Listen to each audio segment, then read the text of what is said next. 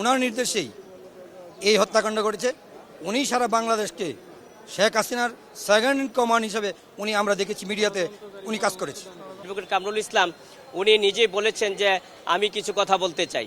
বিজ্ঞ আদালতে সে পারমিশন দিয়েছেন এবং পারমিশন দেওয়ার পরে উনি আজকের যে আসামি উনি বলেছেন যে আমি আমি ঢাকা বারের সম্মানিত সদস্য, আজীবন সদস্য, সুপ্রিম কোর্ট বারের সদস্য, আমি বারবার পার্লামেন্ট মেম্বার ছিলাম, আমি খাদ্যমন্ত্রীর দায়িত্ব পালন করেছি, আমি আইন প্রতিমন্ত্রীর দায়িত্ব পালন করেছি, যেখানে যে দায়িত্ব পালন করেছি, যে নিষ্ঠা ও দক্ষতার সাথে দায়িত্ব পালন করেছি এবং সেই কথাগুলো উনি বলেছেন। এবং যে অসুস্থ সেটাও উনি বলেছেন, উনি ফ্রিডম ফাইটার ছিলেন সেটাও বলেছেন। এবং ওনার বিরুদ্ধে যে অভিযোগ আনা হয়েছে সেই অভিযোগগুলো ভিত্তিহীন এবং মিথ্যা এবং উদ্দেশ্য প্রণোদিতভাবে সেই কথাগুলো উনি সাবমিশনে বলেছেন। নিউ মার্কেট 1 নম্বর গেটে ওয়াদুদ নামে এক ব্যবসায়ীকে পুলিশের গুলিতে যুবলীগ, ছাত্রলীগ, আওয়ামী লীগ সকলে মিলে বৈষম্য ছাত্র আন্দোলনে বাধা দেয় এবং গুলি করে আক্রমণ করে। এই গুলিতে ভিকটিম ব্যবসায়ী ওয়াদুদ ঘটনাস্থলে পিছনে গুলি লেগে মাথার পিছনে গুলি লেগে ঘটনাস্থলেই মারা যায়। এই হত্যা মামলায় কামরুল ইসলামকে আজকে বিজ্ঞ আদালতে নিয়ে আসেন এবং 10 দিনের রিমান্ড চায়। বিজ্ঞ আদালত আসামি পক্ষের আইনজীবীদের কথা শুনেন, রিমান্ড বাতিলের প্রার্থনা করেন তারা এবং জামিন শুনানি করেন। বিজ্ঞ আদালত সন্তুষ্ট হয়ে 8 দিনের রিমান্ড মঞ্জুর করেন। আইন প্রতিমন্ত্রী থাকার সময় বিচারাঙ্গনকে ধ্বংস করেছেন, দলীয়করণ করেছেন, নগ্ন হস্তক্ষেপ করেছেন, এমন বিচারাঙ্গনকে তার স্বাধীনমতো চলতে দেয় নাই এবং এই হত্যাকাণ্ডের সাথে সে জড়িত। এবং খাদ্যমন্ত্রী থাকাকালীন আপনারা সবাই জানেন আন্তর্জাতিক মহলে এই বাংলাদেশের ভাবমূর্তি নষ্ট করেছেন উনি। পচা গম এই পুলিশের জন্য, পুলিশ জনগণের সাধারণের জন্য এনেছিলেন। আমরা বলেছি এবং ঢাকা বারের নির্বাচনের কথাও বলেছি। ঢাকা বারের নির্বাচন একটা সুন্দর সুষ্ঠু নির্বাচন হইতো সব প্রতি বছরেই। উনি যখন মন্ত্রী হলেন এরপর থেকে কোনো সুষ্ঠু নির্বাচন হয় না এবং শেখ হাসিনাকে উনি সবসময় কুপরামর্শ দিয়েছেন এবং স্বৈরাচারী হইতে ইন্ধন দিয়েছেন। আরেকটা কথা বলেছি যে এই কামরুল ইসলাম আমাদের নেতা, শহীদ প্রেসিডেন্ট জিয়াউর রহমান, স্বাধীনতার ঘোষক, সরাসরি মুক্তিযুদ্ধ যিনি অংশগ্রহণ করেছেন তাকেও কটাক্ষ করে অনেক বক্তব্য দিয়েছেন যা আমি বলতে চাই না, যেটা তার মুখেই মানায়, আমাদের মুখে উচ্চারণ করতে চাই না।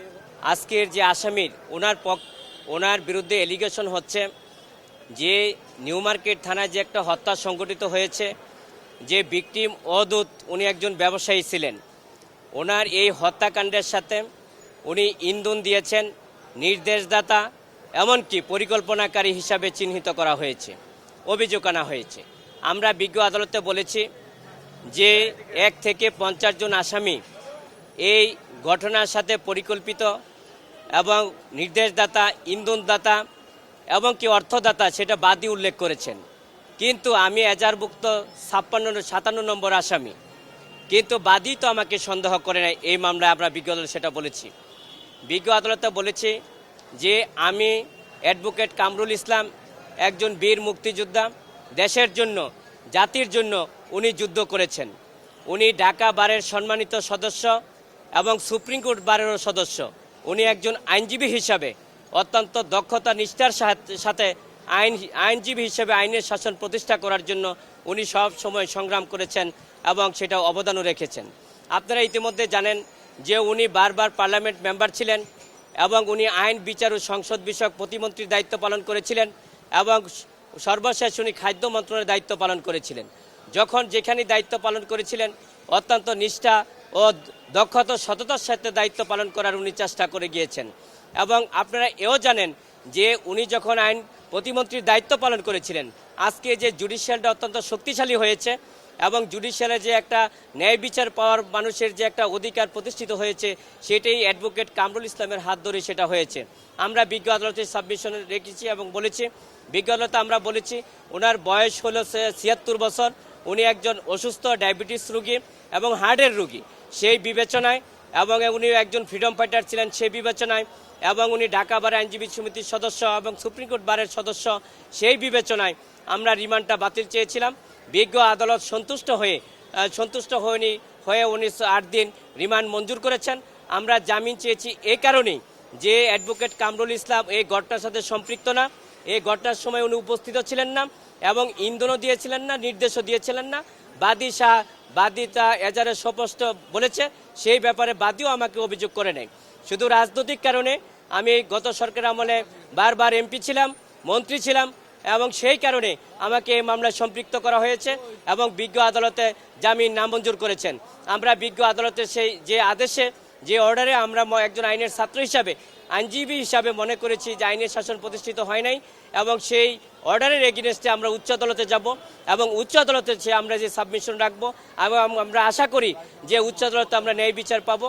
তাহলে আইন আদালতের প্রতি মানুষের আস্থা ও বিশ্বাস বাড়বে এবং আইনের শাসন প্রতিষ্ঠিত হবে।